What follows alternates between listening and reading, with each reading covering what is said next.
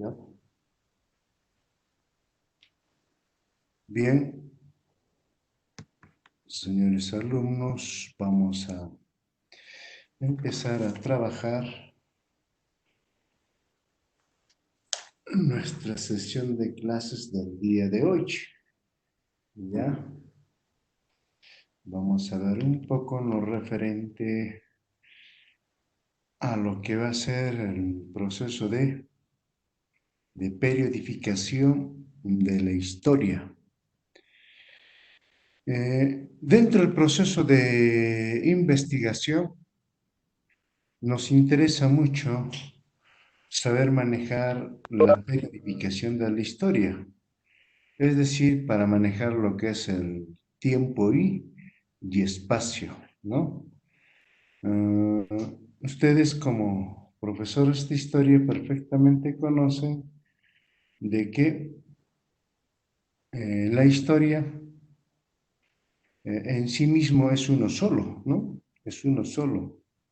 Es decir, tiene un inicio y también puede ser que tenga un fin. O sea, cuando desaparezca el hombre, desde que aparece hasta que desaparezca el hombre, la historia es un proceso continuo, ¿no? Entonces, en la historia muchas veces no las podemos sesgar, ¿no? No las podemos separar, pero mm, tenemos que tener en cuenta de que también necesitamos, ¿no?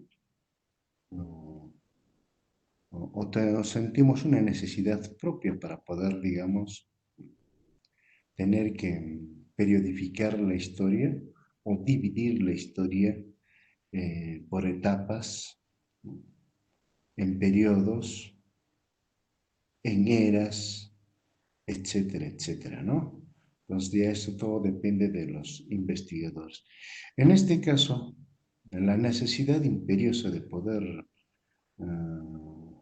periodificar la historia o dividir la historia es en función a dos puntos que tenemos que tener en cuenta. Uno, para el proceso de investigación, o sea, para construir los conocimientos de los diferentes hechos históricos, ¿no? Buenos días, buenos días, ¿qué tal? ¿Cómo está? Después también la otra necesidad es fundamentalmente por el proceso de carácter didáctico, es decir, para el proceso de enseñanza-aprendizaje. Entonces hay dos motivos o dos necesidades por las que nos permite dividirla la historia. Entonces, en este sentido, lo que tenemos que tener en cuenta de que en el proceso de investigación sí o sí necesitamos la clasificación, la división de la historia. ¿Por qué? Porque eso nos va a permitir ubicar, ¿no? En el contexto de tiempo y espacio, ¿ya? En tiempo y espacio. Bien, vamos a ver, controlen su micro, chicos. ¿Alguien tiene suelto el micro? Entonces vamos a hablar. Periodificación de la historia universal. El proceso de periodización es por una necesidad, es también dividir por etapas o conjuntos de hechos y sucesos históricos. Ya conocemos qué es un hecho histórico, quizás no conocemos un poco qué son sucesos históricos o suceder histórico. Suceder histórico son etapas, justamente las que vamos a tocar ahora, ¿no? Cuando se conjuncionan todo un conjunto de hechos en una determinada etapa, o un determinado periodo, o en una determinada era, ¿no? Entonces, ahí vamos viendo de que el suceder histórico fue un papel importante, ¿no? Como por ejemplo la era cristiana, vendría a ser un suceder histórico. Ahora que estamos en la era cibernética, teníamos la era espacial, eh, en la era olímpica, y así tenemos una serie de aspectos fundamentales. Entonces son todo un conjunto de hechos que se van trabajando a lo largo del proceso de investigación. Bien, entonces de esa manera vamos empezando, ¿ya? Vamos viendo, a ver, un poquito más. Vamos a seguir conversando.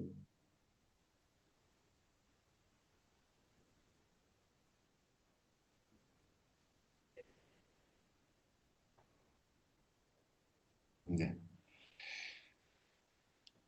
Se presenta este proceso según, ustedes saben de que todo este proceso de periodificación o dividir la historia no es uno solo. Depende fundamentalmente según la doctrina filosófica de cada uno de los investigadores, ¿no? Es decir, a lo largo de la historia existe varias formas de poder dividir la historia. Y estas formas de dividir la historia lamentablemente responden según la concepción, según las concepciones o doctrinas filosóficas que existen a lo largo de la historia. Siempre hemos dicho de que el hombre del uno al otro se diferencia por su forma de pensar. Por eso es de que nunca vamos a poder coincidir en uno solo, ¿no? Mayormente, sobre todo en la interpretación de la historia. La historia es un proceso humano. Como proceso humano también está sujeto a la interpretación del ser humano de acuerdo a sus doctrinas filosóficas. Eso es lo que hay que tener muy en cuenta y por eso tenemos varias formas de dividir la historia. No vamos a tocar mucho, ¿no? Solo vamos a tocar vamos a decir, los clásicos, los que siempre hemos manejado a lo largo de la historia y también a la forma y a la manera como nos han enseñado en la institución educativa y como también en la universidad. Entonces, para esto se ha seleccionado tres, tres formas de dividir la historia y cada uno responde pues eminentemente a una posición doctrinaria o filosófica, ¿no? No es así por así, ¿ya? Entonces, vamos viendo,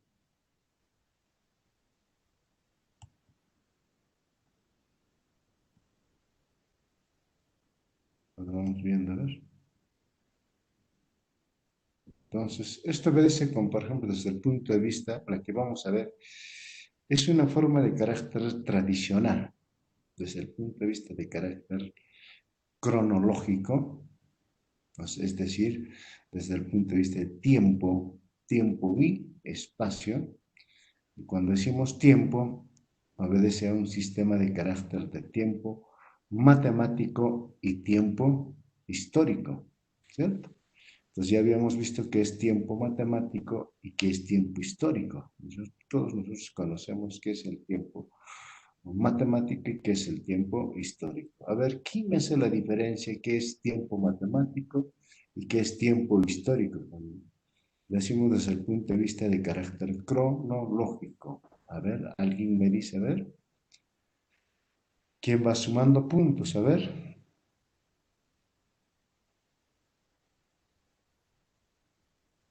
chicos, despierten.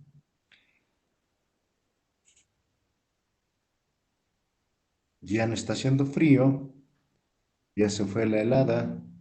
Matemáticas, horas y días. Muy bien, excelente. Muy bien, Juan Carlos, un punto. Y histórico es por épocas, por edades. Mayormente, es claro, eso es por épocas, edades, eso mayormente responde a suceder histórico. Mayormente tiempo histórico es por, cuando decimos quinquenio, después que sigue, quinquenio, ¿quién más? A ver, ¿quién sigue? A ver, no creo que esté Juan Carlos nada más. A ver, ¿qué dice los demás? Cuando hablamos de tiempo histórico, empezamos a precisar, ¿no?, por determinadas etapas de carácter matemático, entonces por años mayormente. Entonces decimos, primero viene quinquenios, después ¿qué viene?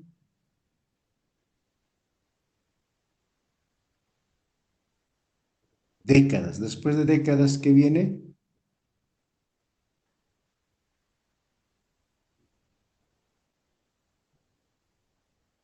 A siglos. Muy bien, Blanca, muy bien. Por fin despertó. Siglos. Después de siglos, ¿qué viene? A milenio. Exacto. Eso es la forma de cómo manejar el tiempo, tiempo histórico, ¿no? Esa es la forma de manejar el tiempo histórico. Muy bien, Blanca, muy bien, Angélica. Mm, Cada uno va ganando un punto al examen. A ver, muy bien. Tenemos también esto, lo que vamos a ver es desde el punto de vista de carácter arqueológico. ¿Mm? ¿Por qué desde el punto de vista de carácter arqueológico?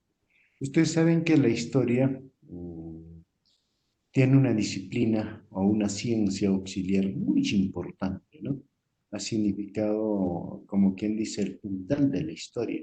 Es la arqueología. ¿Y qué estudia la arqueología? A ver, ¿quién me dice? A ver, ¿qué estudia la arqueología?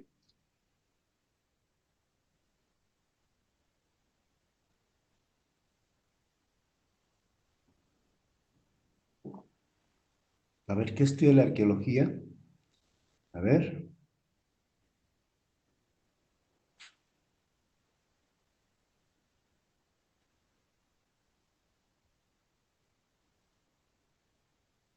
muy bien, ¿restos de qué, pues?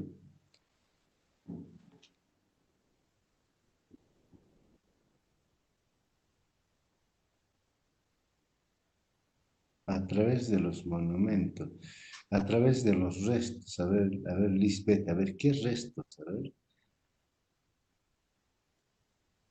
A ver. Blanca, a ver, restos, herramientas cerámicas, huesos, seguimos tejidos, etcétera. Está bien, todo está bien, a ver, Lisbeth, pero hay que sí, las construcciones pasadas, muy bien, Blanca, construcciones pasadas, está bien.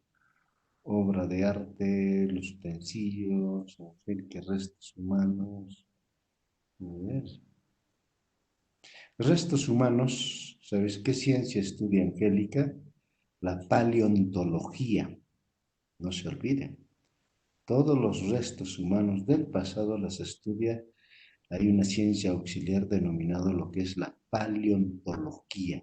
Esa es la que se encarga de estudiar todos los huesos, los restos humanos, todo eso, ¿no? Entonces, la arqueología hay que entenderlo de la siguiente forma, chicos. Estudia todos los restos materiales que han dejado nuestros antepasados. Esto sí vamos a tener que decir desde una pequeña punta de proyectil hasta el monumento más grande que puede ser Sacsayhuamán, Machu Picchu, ¿no? Entonces, eso es lo que estudia, ¿no? La arqueología, ¿ya? Y dentro de todo ese contexto, todo lo que ustedes han expresado, ¿bien? Pero los restos humanos lo estudia ya mucho la paleontología, Angélica, para que tengas en cuenta ya. Muy bien, ¿ya? Sigamos entonces. Ese es uno de los aspectos muy importantes. Y también estamos considerando que la forma que vamos a ver la primera desde el punto de vista de carácter tradicional, ¿no? O sea, una forma de ver históricamente en la forma como ha evolucionado la historia en el antiguo continente, ¿no? Es decir, básicamente en Europa, ¿no es cierto? Pues de la forma como, porque hay que tener en cuenta en esto de que la historia la hace el hombre. Y al hacer el hombre lo hace en forma indistintamente en cada continente. Donde ha ocurrido la mayor cantidad de hechos históricos ha sido en el antiguo continente.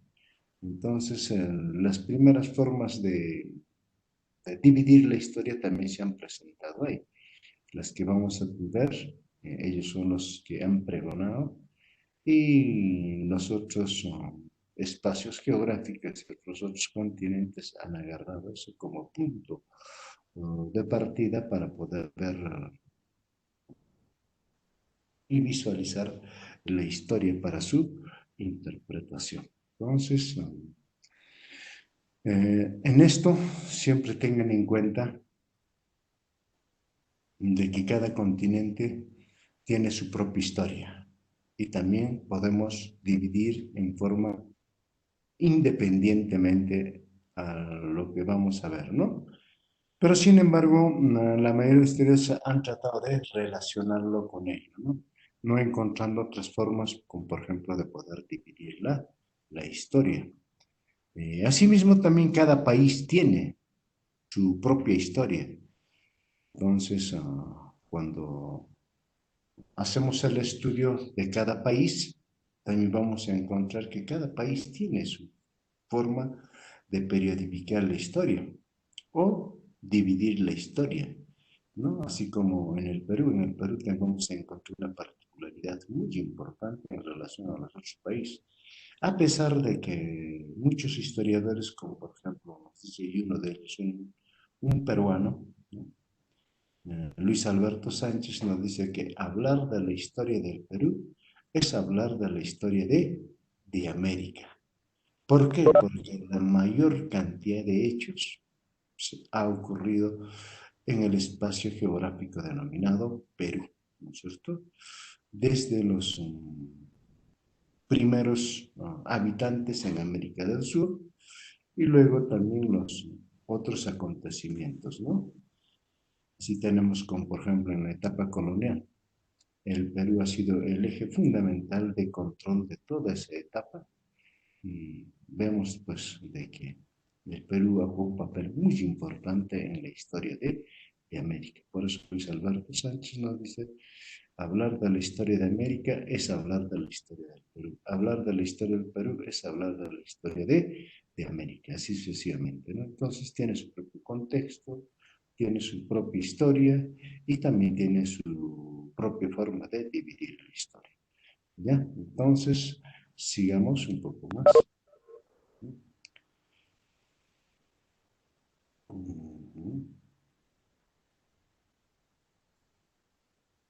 Bien, vamos a ver un contexto propio, ¿no? Todos tenemos esta forma tradicional de la historia. Siempre empezamos con dos aspectos. La historia en sí mismo, la que va construyendo el hombre, está en función al avance de carácter cultural, al avance de cómo el hombre propiamente va haciendo su propia vida, la forma de cómo va satisfaciendo sus necesidades, ¿no? Y en base a eso va avanzando los niveles de carácter cultural, es decir, cómo satisfacer sus necesidades, ¿no es cierto? Y cada vez el hombre siempre ha buscado en tener que satisfacer sus necesidades en forma mucho más óptima, ¿no? Uh, y en superando las dificultades que se les presentan. Entonces busca el hombre propiamente satisfacer con mayor sencillez, con mayor rapidez, ¿no es cierto? El hombre, ¿no? Pues cada vez que busca eso, entonces los niveles culturales se van incrementando más y más. Entonces, tenemos la prehistoria, todos nosotros sabemos que es la prehistoria. Entonces está dividido en dos partes, tenemos ahí paleolítico y neolítico. Y donde vemos una flechita, esa flechita verde, es el periodo de transición. ¿Cómo se llama ese periodo de transición?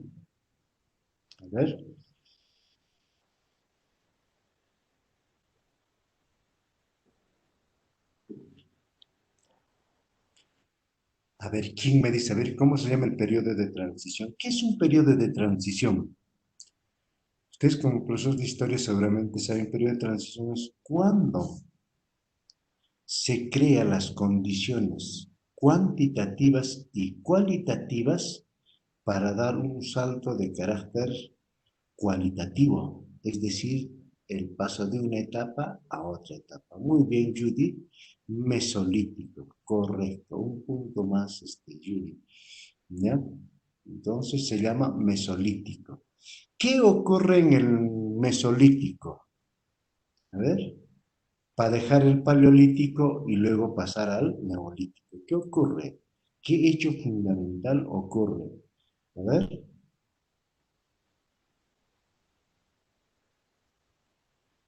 A ver, ¿quién dice más?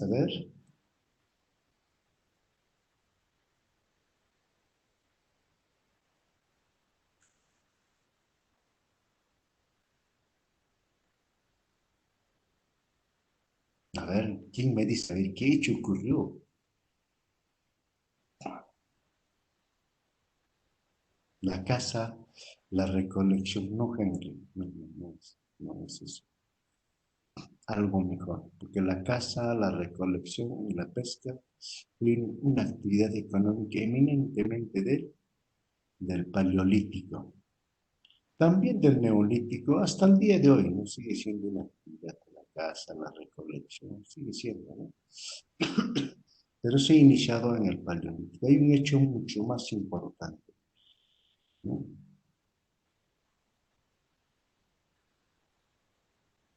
Muy bien, Angélica. Uno, la agricultura incipiente. Exacto, el descubrimiento de la agricultura, ¿no es cierto?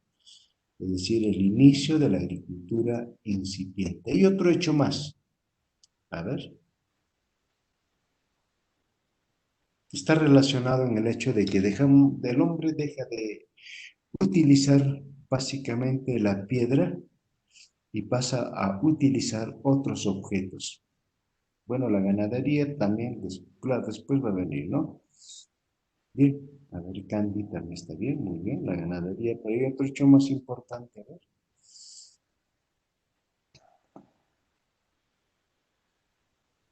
Deja de utilizar la piedra y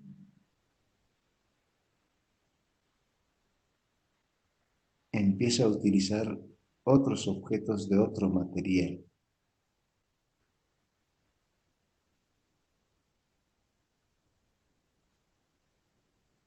¿Cuál sería? A ver. No, el hierro no, más adelante va a ser el hierro. Es más adelante, Blanca. Hay otro. O sea, después de la piedra, a ver. Después de la piedra, aquí viene. No, la piedra, sí, está bien la piedra pulida, muy bien también. Pero yo diría que hay otro más, a ver. El cobre no, después todavía, ¿eh? Hay otro, después de la piedra, las flechas, bueno, también, sí, un hueso, hay otro, donde se ha encontrado en varias culturas, ¿no? Y que nos ha permitido identificar la vida económica, la vida social, ¿no? Incluso la vida militar, nos ha permitido conocer cómo ha sido el pasado de esos hombres, ¿no? Casa, ¿no? Nadie. A ver, bien. Viene a ser la cerámica. La cerámica. Claro, pues le digo, después de la piedra que viene la cerámica. El descubrimiento de la cerámica. El descubrimiento de la agricultura, el descubrimiento de la cerámica, hacen de que el hombre pase a una etapa un poco más superior, que se llama el neolítico. No se olviden, ¿ya? Entonces ahí juega un papel. Y que antes de la cerámica tenemos que tener el descubrimiento del fuego, ¿no es cierto? Entonces, tanto la agricultura como la cerámica, su descubrimiento se le otorga a la mujer. ¿Por qué? Porque siempre la mujer ha estado dedicado un poco a lo que es el quehacer, ¿no es cierto? De la casa. Entonces es uno de los aspectos. Ahora ustedes notarán, hay 50.000 o 40.000 años antes de Cristo. Este tipo de historia mayormente está precisado en el hecho de que obedece a una concepción de carácter casi idealista, es decir, desde el hombre, vamos a decir, erectus, ¿no es cierto? Desde el hombre erectus, donde empezó a caminar, a hacer prácticamente historia. O sea, casi no toma en cuenta del proceso de evolución. Por eso dicen, por eso está 50.000 o 40.000 años antes de nuestra era o antes de Cristo, ¿no? Entonces obedece a una concepción de carácter idealista. Más o menos puede coincidir con la Biblia, ¿no es cierto? ¿Sí o no? Se puede coincidir con el libro de, de Génesis, ¿no? Nos habla el descubrimiento, o mejor dicho, la creación del mundo, la creación del hombre, etcétera. Entonces, más o menos coincide con esto, con este planteamiento o este tipo de historia, ¿ya? Entonces, vamos viendo un poco más y encontramos ya el otro aspecto que viene a ser la historia. Y vamos viendo poco a poco, también para pasar de la prehistoria a la historia, tenemos que tener muy en cuenta de que la forma de poder estudiar la prehistoria siempre ha estado en base a lo que son los restos materiales. Por eso les decía, la arqueología juega un papel muy importante, ¿no? Ha sido la ciencia, por eso algunos historiadores dicen el cuerpo de la historia. Así lo van a encontrar ustedes, ¿no?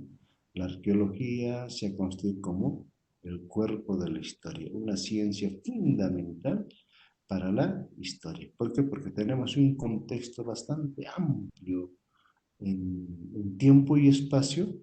Y son 50, 40 antes de Cristo, imagínense. Entonces, la arqueología nos ha ayudado bastante y nos sigue ayudando. Actualmente seguimos haciendo uso de la arqueología para poder seguir investigando una serie de hechos y acontecimientos del pasado, ¿no?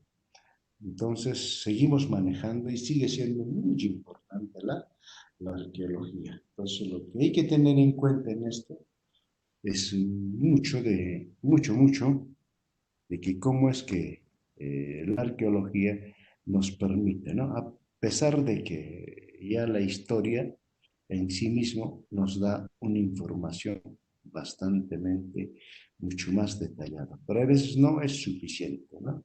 No es suficiente. Hay que seguir investigando mucho más, porque la verdad absoluta está en los hechos, ¿no? En los hechos. Y solamente el hombre tiene la verdad relativa, eso hay que tener en cuenta. Por eso es que nosotros permanentemente estamos investigando, ¿no? Porque si el hombre tuviese la verdad, ya no habría necesidad de hacer mayores investigaciones. Dentro de la investigación tenemos que tener en cuenta ese aspecto, ¿no? La verdad absoluta está en cada uno de los hechos y en la propia naturaleza. El hombre, a través del proceso de investigación, tiende a descubrir. Y si descubre algo, puede ser algunos aspectos la verdad absoluta, pero siempre va a representar siendo una verdad relativa, ¿no? ¿Por qué? Porque hay que seguir investigando más y más y más y más para seguir descubriendo una serie de hechos mucho más importantes, ¿no? Bien, entonces, así.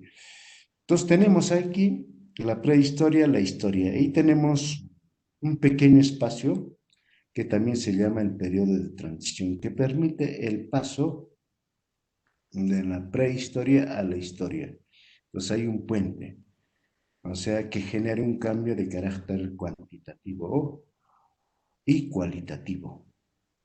A ver, ¿quién me dice? A ver, ¿dónde está la flechita verde, verde?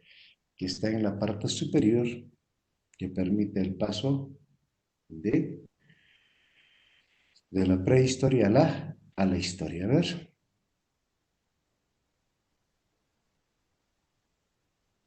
Blanca, muy bien la escritura, pero tiene su nombrecito. ¿Cuál es ese nombrecito? Está bien, muy bien, te felicito, Blanca. La escritura está bien. ¿Qué nombrecito le ponemos? A ver. Así como lo hemos puesto entre paleolítico y neolítico, se llama el mesolítico, ¿no es cierto? Entre la prehistoria y la historia, ¿cómo se llama ese puentecito? Tiene su nombrecito, a ver. La escritura perfecta, muy bien, Judy, Blanca, ¿ya? Angélica también, muy bien, excelente. A ver, pero díganme el nombrecito, a ver.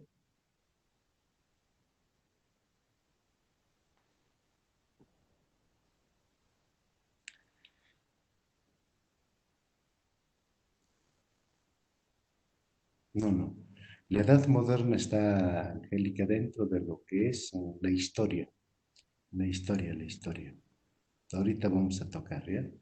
Pero primero veamos ese puentecito que nos ha permitido, ese periodo de transición, que permite el salto cuantitativo y cualitativo en a la historia, propiamente dicho.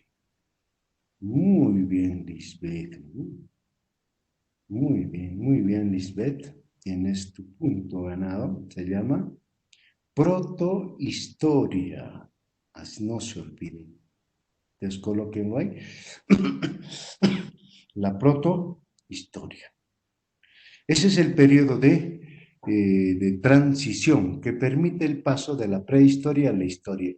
Y como ya lo han dicho, en este proceso, claro, no es un proceso de la noche a la mañana, sino es un proceso que poco a poco se va generando, ¿verdad? Se va generando hasta que un momento dado ya pasamos a un desarrollo de carácter cuantitativo y cualitativo que es de carácter dialéctico, ¿no? O sea, nos permite dar un salto, ¿no?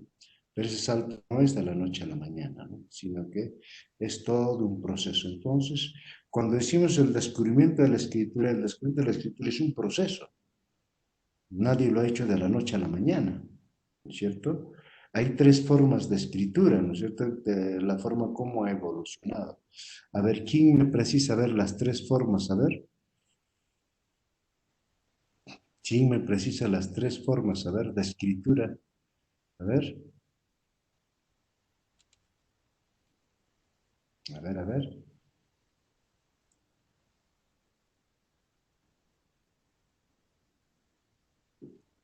Muy bien, uno. Blanca, ¿qué más? ¿Qué sigue? Son tres formas de evolución.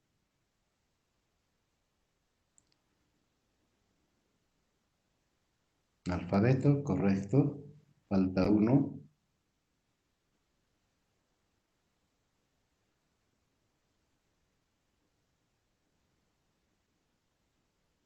A pictográfico. Muy bien, los tres. Muy bien, Blanca, tienes tu punto. ¿Ya? Excelente, muy bien. Ahora yo les digo, ¿y quién descubrió en sí mismo la escritura gramatical?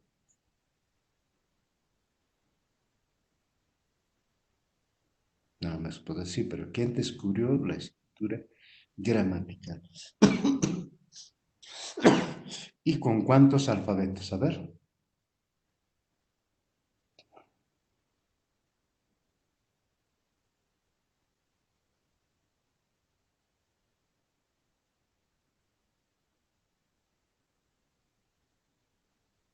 ¿o qué cultura descubrió? Los egipcios. No, no, no, no es los egipcios.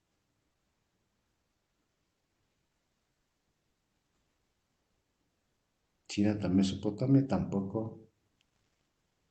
China tampoco. O sea, la que nosotros actualmente, los sumerios griegos tampoco, Henry. Los fenicios, muy bien, Henry. Los fenicios. ¿Te acuerdas de cuántas letras componía su alfabeto?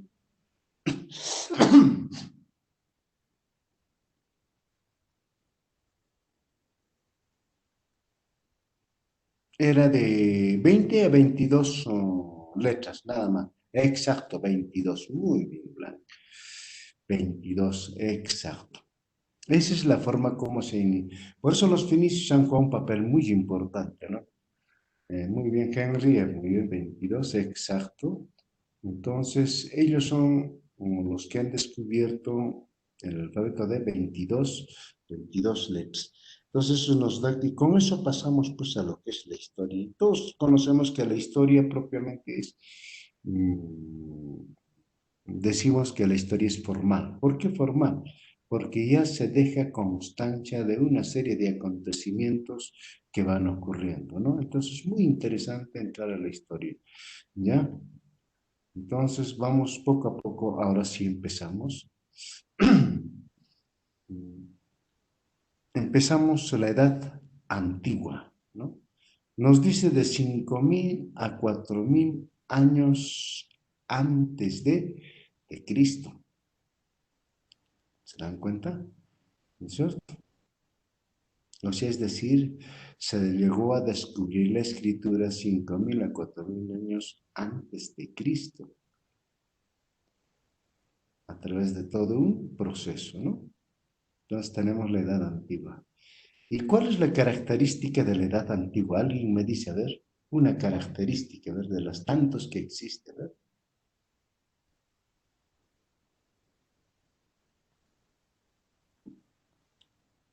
A ver, alguien me dice una característica o un hecho importante dentro de la edad antigua, a ver.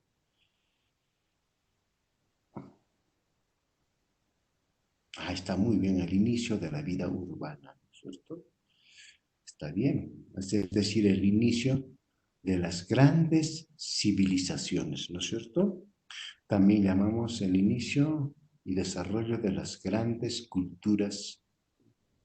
O también podemos decir en ello que propiamente ha habido un poder político muy bien, se ha centrado un poder político que excelente, muy bien, Lisbeth. ¿Cómo se llama ese poder político centralizado en leyes? A ver, ese poder por Lisbeth. Si respondes esa pregunta, a ver, te pongo 2 puntos más, a ver.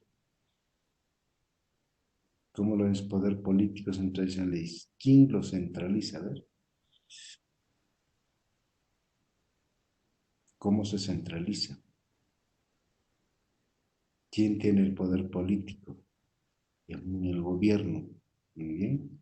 Aparte del gobierno, muy bien, Angélica. El Estado, no te olvides el Estado. Entonces, acá surge lo que se llama el Estado. No se olviden. Está bien, Lisbeth, también.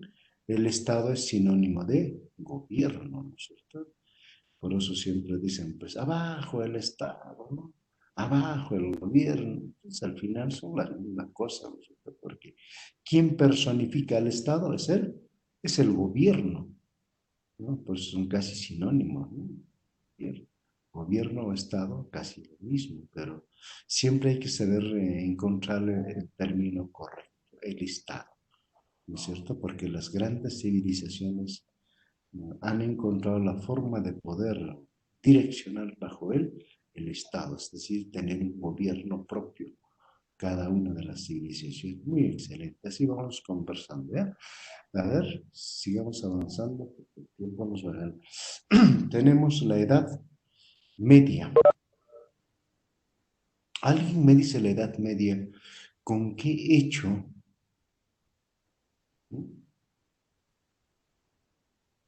¿Con qué hecho se ha dado inicio a la edad media? ¿Alguien me dice, a ver?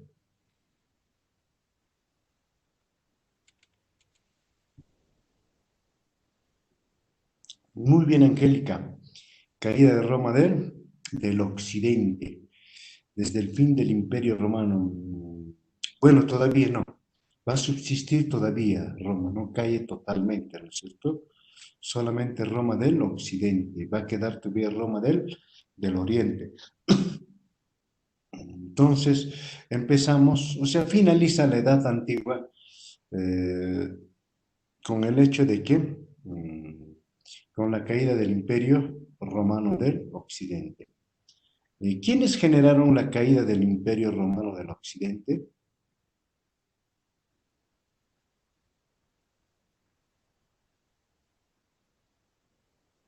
Ah, exacto.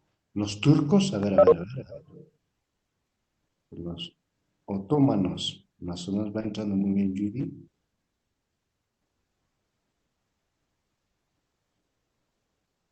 Los turcos van a ser después todavía. Los famosos turcos mahometanos sí son los que ponen fin a toda la existencia del Imperio Romano, es decir, con la caída de Constantinopla. Ahí juegan los turcos. Aquí no. Son, exacto, muy bien, Blanca, los bárbaros, también llamados los hunos también, ¿no? Los bárbaros, donde su líder, que decía, donde mi caballo pisa, no crecen las hierbas, ¿no? Muy bien, Blanca, excelente. Entonces, con eso empezamos. Entonces, en esta, la característica muy importante de esta es de que habíamos dicho de que en la Edad Antigua las grandes civilizaciones empiezan a vivir en zonas urbanas. En cambio, a los bárbaros no les gustaba vivir en zonas urbanas. Entonces, la vida se traslada al sector rural, ¿no es cierto? Es decir, al campo. Entonces, por lo tanto, aquí surge un aspecto que es muy importante y fundamentalmente en el hecho de que se traslada la vida al campo, ¿no? Traslada al campo. Y otro de los aspectos que tenemos que tener muy importante en esta Edad Media es fundamentalmente el desarrollo de carácter doctrinario, sobre todo en Europa. Hay un aspecto de carácter doctrinario filosófico que ha avanzado con bastante énfasis, ¿no? Y ha puesto su sello en esta etapa. ¿De qué doctrina filosófica hablamos?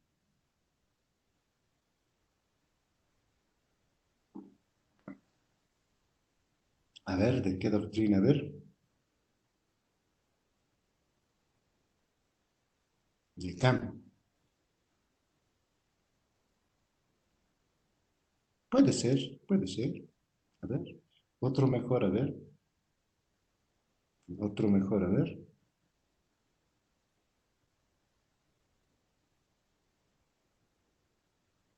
¿Qué doctrina primaba en la Edad Media?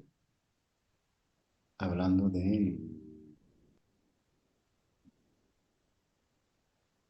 del antiguo continente. Max, no, no, después todavía, después todavía. Mm. No, el sistema feudal sí, Gandhi, pero ¿qué doctrina han llegado a primar en el antiguo continente? Fundamentalmente el antiguo continente. Muy bien, la religión, pero ¿qué tipo de religión? Judy, a ver, complétalo, a ver. No, no, no, no, no. A ver. El cristianismo, muy bien, Angel, claro, lógico. Aquí es donde ha predominado pues, la doctrina filosófica del budismo o con la doctrina del cristianismo, ¿no es cierto? Ha sido una etapa donde ha predominado en todo el contexto social. Bien, entonces eso dejamos un poco, nos vamos, ¿y cuándo se pone fin? Aquí vamos a tener que hablar, también ustedes tienen que tener en cuenta como profesores de historia, de que verdaderamente en esta etapa que se llama la edad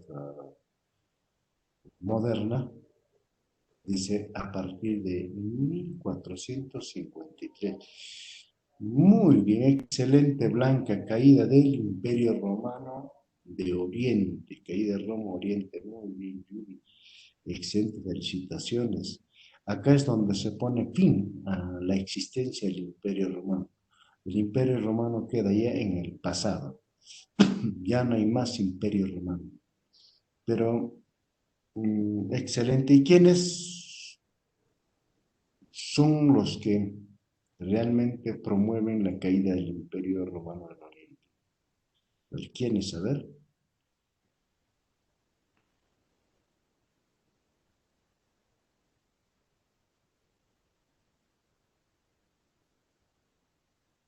A ver, ¿quiénes han sido los actores?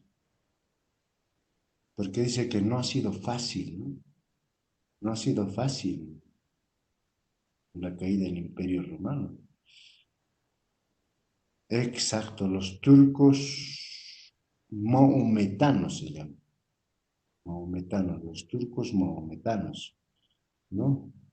Entonces, esto no ha sido fácil, dice que ha tenido que pasar 100 años para poder tomar Constantinopla, ¿no? Y cuando toman Constantinopla realmente pues ha sido devastador, ¿no? Donde ha corrido sangre, pero bárbaramente, ¿no? Como riachuelos ha salido la sangre de Roma, ¿no? Dice que los turcos han tenido que esperar 100 años para tomar Constantinopla, ¿no? Entonces es una historia muy bonita, es una historia que la cual a ustedes les gustaría leer, les pasaría una lectura, pero creo que no lo leen ustedes, ¿no? La caída de Constantinopla. Tengo una lectura muy hermosa, solo de 2 hojas, para que más o menos ustedes conozcan, ¿no? Es muy hermosísimo. Pero en esta etapa hay algunos, sí, nos dice, con la caída de Constantinopla, pero encuentran otros libros ustedes, van a encontrar, dice, en 1492. Y en 1492, ¿qué hecho se suscita? ¿Alguien me puede decir?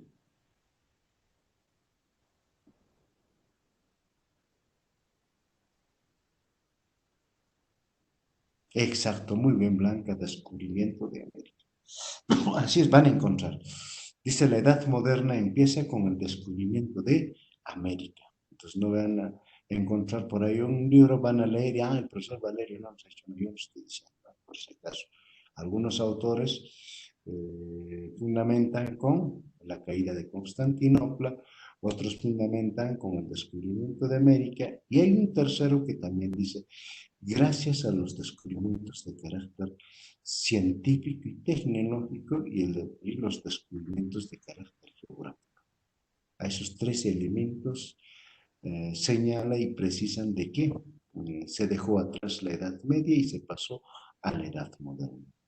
¿No es cierto? A la Edad Moderna. O sea, gracias a los grandes descubrimientos de carácter científico y tecnológico. Es decir, el descubrimiento de la escritura, ¿no? Y otros elementos básicos, como por ejemplo para poder navegar. El descubrimiento de la pólvora,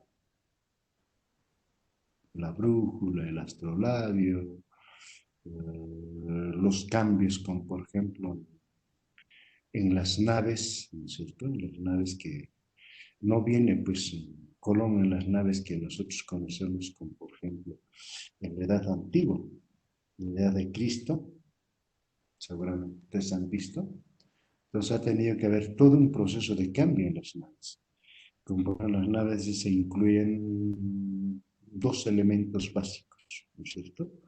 Uno, las naves se tienen que mover a través de la fuerza física y no a través de la fuerza humana, ¿cierto? O sea, las naves tienen que ser movidas a través de la fuerza física y no a través de la fuerza humana. Porque imagínense, Colón, ¿ustedes creen que hubiera llegado, ¿no es cierto?, con el uso de la fuerza humana? Imposible, ¿no es cierto? O sea, remando han podido llegar, no, imposible. Pues han tenido que cambiar. Después también, otra inclusión es el timón de codaste. Esas naves tenían que girar de una forma mucho más rápida que los otros que tenían que dar una vuelta como un avión. Entonces, son muy importantes, ¿no?, estos cambios que se han dado. Por eso otros argumentan bien, gracias a los inventos de carácter científico y tecnológico y los grandes descubrimientos. Pues hay tres hipótesis, ¿no? El cambio de la edad moderna, ¿no es cierto? O sea, cómo dejamos la edad media y pasamos a la edad moderna. ¿Ya? Entonces tenemos prácticamente lo que es la edad moderna, pasamos a la edad contemporánea. ¿Con qué hecho pasamos? A ver, muy bien, Angélica, con las velas, claro. Las velas permiten el uso de la fuerza física. Muy bien, la Revolución Francesa, muy bien, Lisbeth, Angélica, Blanca, muy bien. La Revolución Francesa.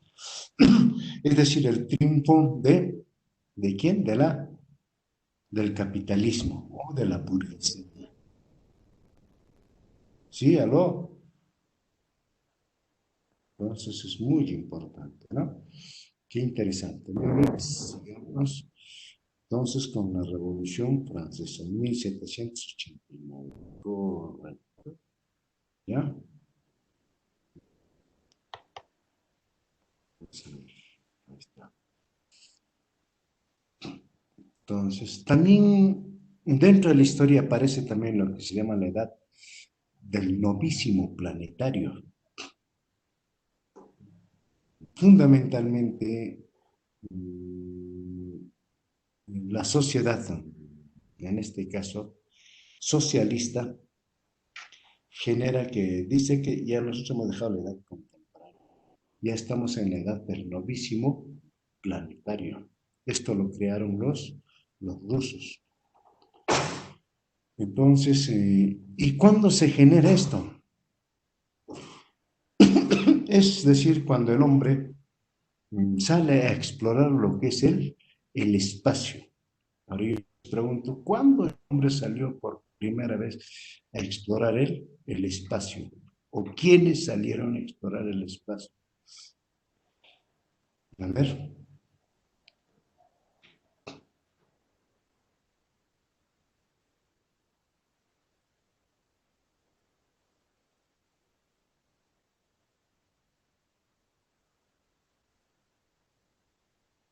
1969 es Blanca, ¿no? Eh, no, fue mucho más antes. 61, un poco más. ¿Qué ves? O cuando se empieza la era espacial, también lo llaman también, ¿no? Algunos empiezan la era espacial, dicen, ¿no? Algunos historiadores. ¿Eh? Fue en 1954, con el lanzamiento del primer satélite por la URSS al espacio, ¿no? ¿Cómo era esto? Eso fue 69, Lisbeth. A ver, ¿cómo se llamaba la primera nave que salió a explorar el espacio lanzado por la URSS en 1954? A ver,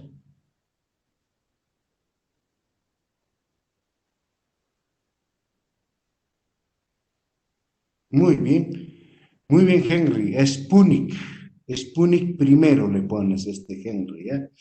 Sputnik primero, porque después va a haber Sputnik segundo, tercero, cuarto, quinto, hasta el octavo décimo creo que ya ha salido, ¿no? Entonces, este es muy interesante para nosotros como profesores de historia, porque sí, los rusos dijeron que ya había pasado la edad contemporánea.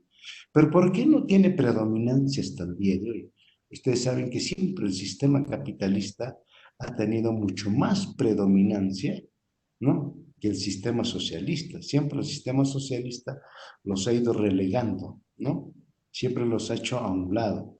Por eso es que no pesa mucho la edad del novísimo planetario, ¿no? No pesa mucho, porque debió introducirse en los libros de historia. Pero sí, en los libros de historia de la sí parece, ¿no? Que estamos en la edad del novísimo planetario, pero del sistema capitalista no le da crédito, ¿no? Dice, no, eso no nos interesa. No nos interesa los rusos que abren lo que sea. ¿Por qué? Porque el sistema capitalista siempre ha tenido odio al sistema socialista. Entonces, por esa razón es de que no tiene mucho, pero sí existe en el contexto. Algún día ustedes van a encontrar, ay, el profesor Valerio nunca nos ha dicho, ah, yo les estoy avisando, ¿no? Entonces, en suma, De toda esta partecita que hemos hablado, es una de ellas, ¿no es cierto? Es una de ellas, que es muy importante, muy interesante. No sé cómo ustedes estarán visualizando la historia, no sé cómo estarán manejando durante sus prácticas, cómo hayan manejado, etcétera, ¿no? Porque ustedes tienen que familiarizarse con uno de ellos, porque es necesario conocer la división de la historia o la periodificación de la historia para poder, como por ejemplo, hacer una comparación. La historia del Perú con la historia universal. A ver en qué etapa, como por ejemplo la revolución de Tupac Amaru, en qué etapa de la historia universal se produjo la revolución de Tupac Amaru. A ver, ¿alguien me puede ubicar? A ver, 1780, pero ¿en qué etapa de la historia? ¿Qué etapa de la historia universal corresponde? A ver,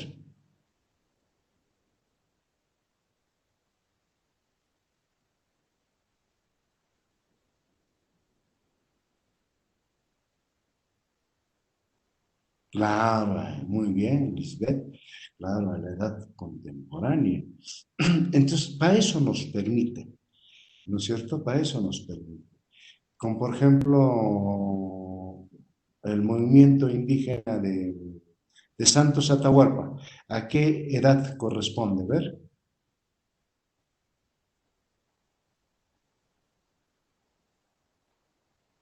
a ver,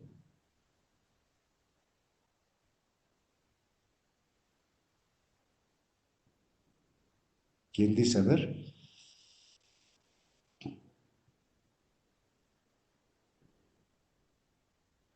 Profesor, ¿puede volver a repetir la pregunta? No lo he escuchado bien. El movimiento generado por Santos, ¿no es cierto? A ver, ¿a qué edad corresponde? A ver, Judy ha dicho a edad moderna. Muy bien, excelente, claro. Y ahora yo les digo, ¿en qué etapa llegaron los españoles al continente americano?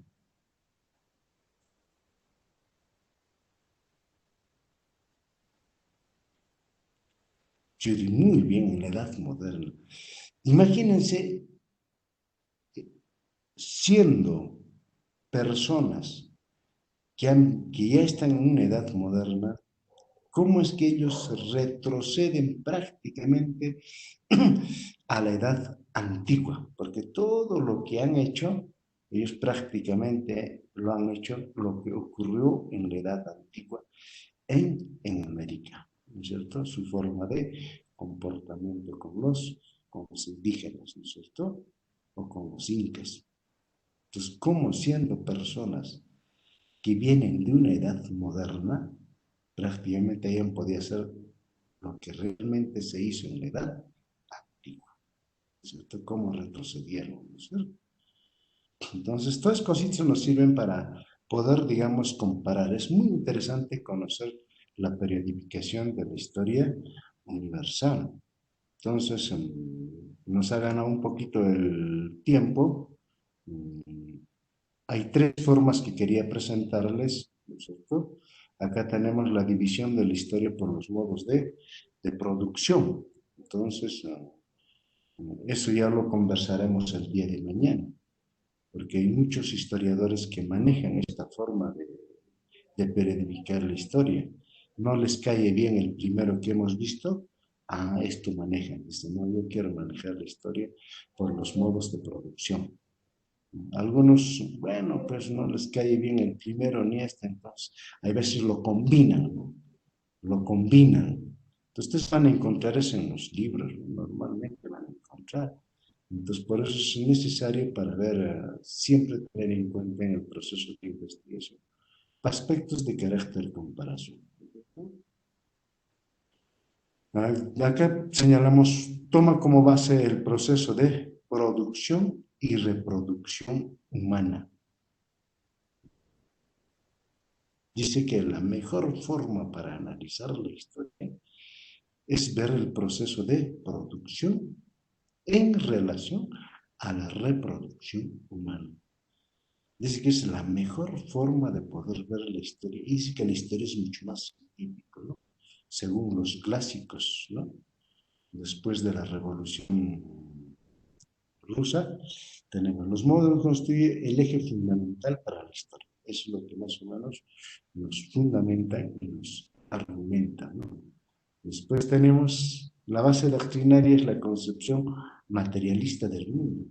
En el otro hemos visto lo que es el idealismo, ¿no es cierto?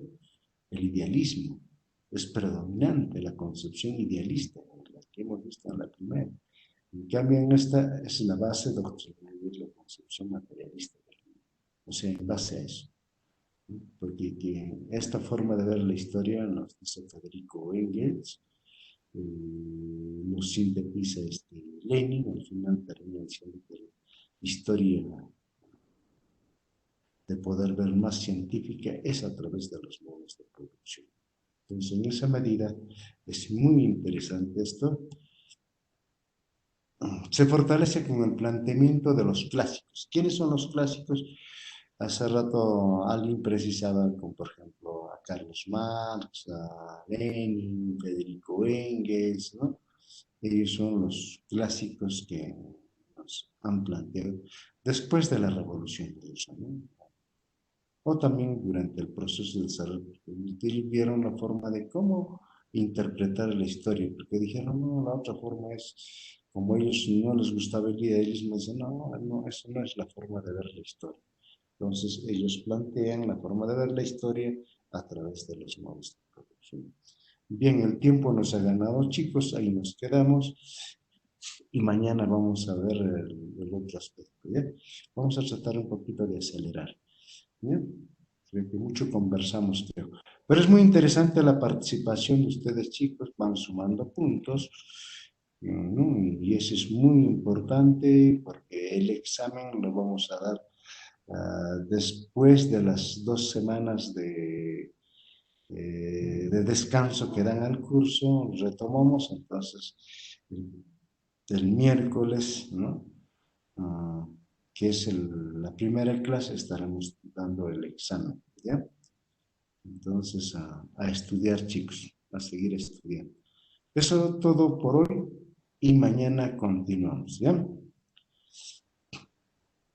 Chicos, cuídense hasta el día de mañana.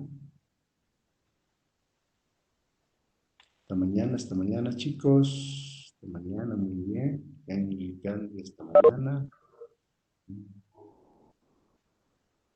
Hasta mañana, muy bien. Angélica, Yuri. De igual forma, ustedes también tienen un bonito día.